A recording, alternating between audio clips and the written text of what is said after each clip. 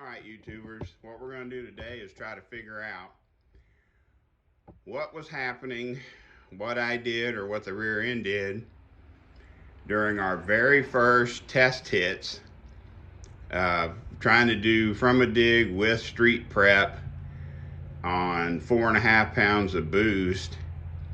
During the second longer burnout, what we could only describe as our, like the clutches in that 8.8 differential would it just sporadically just pop. So I didn't know at first, because I did put the 4 ounces of friction modifier in with the brand new, never used before, Ford Racing 31 spline track lock. But the only thing we could think of is possibly those clutches were like getting stuck together and then popping.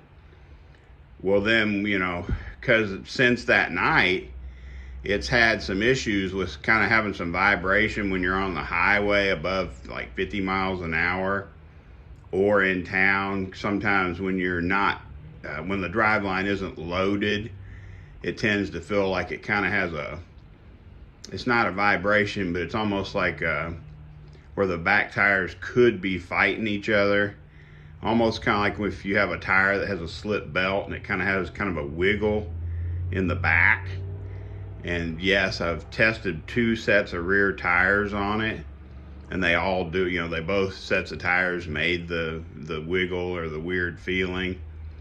The only thing I haven't done so far is people were saying run it on jack stands and just see if I can hear anything inside the differential. So we'll probably try to do that too, because my initial thought was just pull the diff cover off and look for any pieces or, you know, bearing material in the gear oil or whatever.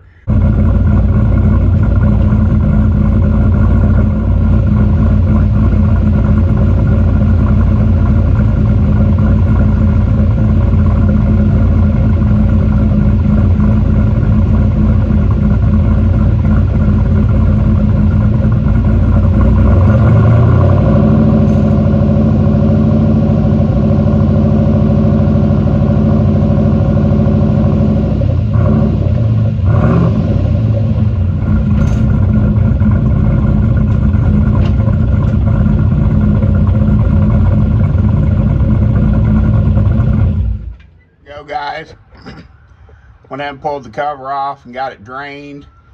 The only thing I could find is that the fluid was really foamy for the short amount of runtime I had on it. Seemed like it had a lot of black, like clutch dust or something. But let me go ahead and pull the drain pan out. We'll run a magnet through it and see what we can find. We'll do some rotating of the axles and see what we can find there.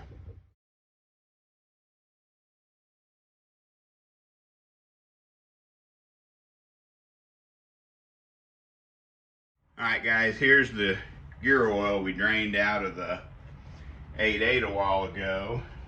The only thing that should be in there is full synthetic, I think it's 75/140 gear oil, and 1 bottle, I think it's like 4 ounces of the Ford Racing friction modifier. Now, I did not find any broken clutch tabs, any broken spider gear teeth, no teeth off the pinion or the ring. I found no debris in the bottom of it whatsoever. I might go ahead and run a magnet through it.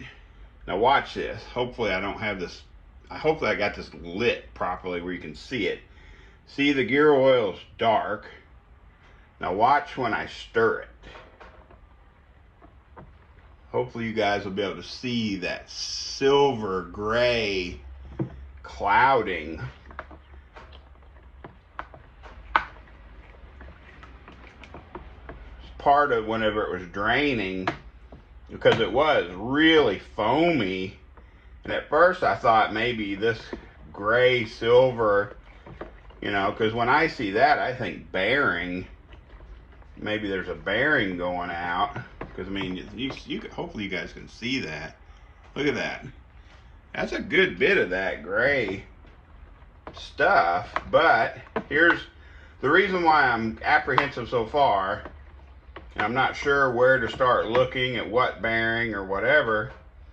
Is I've had this same scenario on a fresh engine rebuild years ago, and that silver cloudy stuff that we were seeing was nothing more than the moly lube of our engine assembly lubricant that we used, which is one of the main reasons why I quit using that brand, because it gave me a heart attack and made me think that my brand new engine was eating itself when it wasn't. So now, I mean, I don't know. I mean, I used a name brand, you know, synthetic oil, which would not have, I would assume, would not have any kind of moly lube or anything in it. So I'd almost have to think that all this gray silver stuff has to be some kind of, at least off the face of the races, you know. Like, I'm not seeing anything down in the copper. I don't see anything that color. But I have run this magnet through this tray numerous times, and I want to show you. And, you know, and there could be a little cross-contamination from the previous time it was rebuilt or whatever. But that little bit of stuff on that magnet, that's everything that I've been able to get out of this tub since I started checking it. Like, I have not wiped this magnet one time, and I have stirred this tub probably 4 or 5 times, just trying to pick up as much magnetic material as I could find. That's really not that much if you think about it, because there could be stuff being washed out of the tubes in the 8.8 from who knows when. But see, there is some metal, you know what I mean, like you can't crush it with your fingers, but there is some metal in the very bottom of it. I don't know. I guess we're gonna have to start doing a little closer research and see if one or more of those bearings are starting to go bad. All right, moving on with the program. Basically, I threw the 8.8 cover back on, put in 4 ounces of the real deal Motorcraft friction modifier, which ironically, I have 2 stories. Number one, this one is old enough that it's actually a full 4 fluid ounces. Ironically, the new kind that you can buy off, it only has 3.8 ounces. So are you know, was Ford intending you to have 4 ounces in your differential fill or 3.8? Or did the bean counters make that decision for them? Who knows? Here's where I'm going to differentiate from the internet and how I filled it the very first time after I did the complete rebuild. Ford, all right, for the Ford traction lock, they are recommending a 75-140 full synthetic gear oil, which is what I put in there the first time. Here's where I'm kind of taking a left turn and doing my own thing. When I was researching what could have been causing that intermittent popping in my clutches in the differential, there was more than one person on yellowbullet.com that reported that they don't think that the original Motorcraft friction modifier was compatible with synthetic fluid. Now, whether that's true or not, I'm not an expert. I can't attest to that. But because it is cheaper, I thought, well, on this refill after flushing it, because basically I'm just servicing the differential and changing the fluid, since I found no obvious signs of damage to any of the clutches, spider gears, pin, teeth on the pinion or the ring. Everything looked to be normal.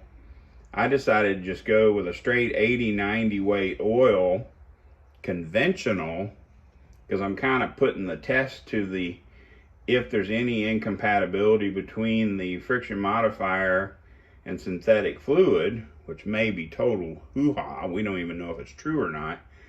But I want to try that test. So I went ahead and topped it off with I threw the 4 ounces of the modifier in first, and then I filled it up or topped it off with straight 90 weight gear oil. So just so you know, we're beyond that now. So now what I wanted to do was do a filter and fluid change on the Turbo 400 to see if, when that governor assembly locked up in the rear, if that could or did cause any excessive wear or damage to the clutches. Plus, this transmission that I borrowed has track time and race time on it. I'm just kind of curious to see how much clutch dust, is in the bottom of the pan. And I wanted to do at least a filter change. A fluid change. But then I thought, well, I'm going to do the fluid, I might as well do the filter. So I took one of these yellow catch basins, cleaned it out with brake clean, so there's no debris or residue or anything in it. So now what I'm going to do is crawl under there. I'm going to drain all that fluid out, because thankfully the pan that's on this Turbo 400 has a properly located drain, so that you can basically drain the whole pan before you try to drop it. And then we'll go from there on a transmission service. Okay guys, there's the, put it in there a little bit more, draining the Turbo 400. I will tell you this, the fluid that comes out at the bottom of the oil pan had a much stronger smell of being burnt than it did on the dipstick tube. So, you know, a lot of times when you're checking your transmission fluid, you'll like rub it between your fingers, you might smell it, wipe it on a rag, smell it, and you think, oh, it still smells pretty good. The fluid that was on the dipstick tube just had a very faint, or not faint, but it had a little bit of a burnt smell. But man, the fluid that first shot out of this pan when I took that drain plug out, whoo, it smelled severely burnt. So I'm really glad I'm draining it and changing it before testing it any further. So we're gonna get her drained into our yellow pan, and we will, of course, inspect the yellow pan. Then we'll pull the deep truck pan off the Turbo 400 and see what we find in there. Geez, guys, I'm glad I decided to pull the pan and not just change the fluid, because I like to get all this crap out of there. Now keep in mind, this transmission is running and driving fine, but hopefully you can see the amount of, you know, just clutch dust and wear that is on just even the outside. Watch this. You know what I mean? She's been used. You know what I mean? This is one of the Allison style filters, just in case you've never seen one. See, there's no filter, there's no element in here. The screening properties are basically a fine mesh screen down in this corner of the filter. That way you can run thicker transmission fluids and not have a restriction.